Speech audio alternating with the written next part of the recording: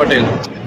Karnavati club અને resort એ અમારા કર્ણાવતી ક્લબનું એક સપનું હતું જે અમારા બધા જ બોર્ડ મેમ્બરોએ સાથે મળીને સાકાર કર્યું છે અને સૌ પ્રથમ વખત અહીંયા કર્ણાવતી ક્લબમાં ગરબા રિસોર્ટમાં ગરબા થઈ રહ્યા છે. અમને ખૂબ આનંદ છે. અમારા ટોટલ 15,000 સભ્યો છે કર્ણાવતી ક્લબના અને રિસોર્ટના અલગ સભ્યો છે. આ બધા જ લોકો આ નવરાત્રિમાં આનંદ કરશે, ગરબે રમાશે એનો અમને ખૂબ બધાને ઉત્સાહ છે અને અનેરો આનંદ છે. ને લઈને ત્યાં આગળ અમે ફાયર બ્રિગેડની ટીમ રાખેલી છે. અમારી પ્રાઇવેટ સિક્યુરિટી રહેશે, અમારા બાઉન્સર રહેશે.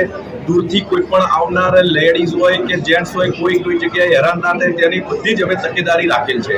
અમે ડૉક્ટરની બી એક ટીમ સાથે રાખેલી છે કે કોઈને કંઈક એવું પ્રોબ્લેમ થાય તો તાત્કાલિક એને સારવાર મળી રહે.